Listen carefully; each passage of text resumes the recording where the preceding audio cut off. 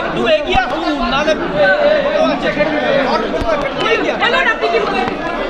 অন্য কোনো প্রশ্ন থাকলে করুন, বিচার বিভাগীয় কোনো প্রশ্ন। আমাদের লয়ার যিনি আছেন উনি এর সব বিশ্লেষণ করবেন, আমরা আমাদের কথাটাই বলতে পারি। আপনারা তো চরম শাস্তি চেয়েছিলেন, তাহলে ক্যাপিটাল পানিশমেন্টের যে দাবি এই সমস্ত এই বিষয়টা আমাদের লয়ার বিশ্লেষণ করে দেবেন এবং কেন চাওয়া হয়েছে।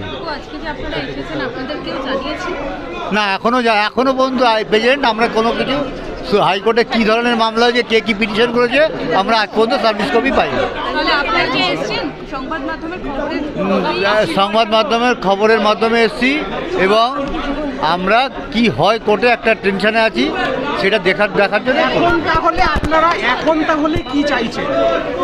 আমরা চাইছি যারা যারা এই ঘটনার সঙ্গে জড়িত সবাই সামনে আসুক, সবাইকে তদন্তের আওতায় এনে বিচার ব্যবস্থার আওতায় এনে চরম শাস্তি দেওয়া হোক।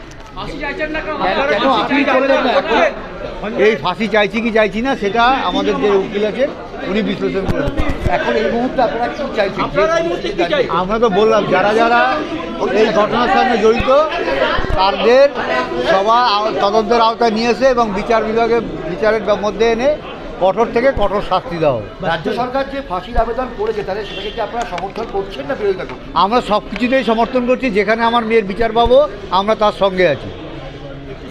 রাজ্য সরকারের সঙ্গে সঙ্গে ফাঁসির আবেদন করেছে, তাহলে তো সেটাকে মানে সুসিদ্ধান্ত বলছেন? এইটা ঠিক, বিচারক ঠিক করবে, এটা আমরা ঠিক করার নয়। কেউ কোনটা সুবিচার হচ্ছে, কোনটা বিচার ঠিক হচ্ছে না, কোনটা ভুল হচ্ছে। বিচারের আমাদের প্রয়োজন পড়লে আমাদের লয়াররা আছেন, তারা যে সাজেশন দেবেন সেই সাজেশন অনুযায়ী চলবে।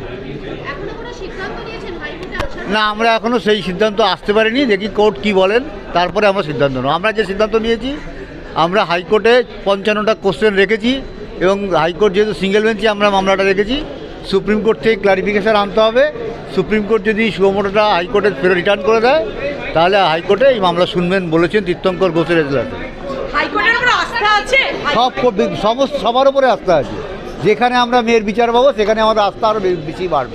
সিবিআই একবার বিরোধিতা করছে ফাঁসি আর রাজ্য সরকারের আবেদনে, পরবর্তীকালে নিজেরাই আবার আবেদন করছে। সিবিআই এর ভূমিকা কতখানি আতস্কাতে দিচ্ছে? সিবিআই তো কাজই করছে না, সে তার প্রমাণ শিয়ালদা আদালত রেখেছেন, তার রায়ের কপিতে উল্লেখ করেছেন। এর বিষয়ে আর কিছু বলতে পারবো না। আপনার সিবিআই এর উপর ভরসা আছে? কার কাছে যাবো?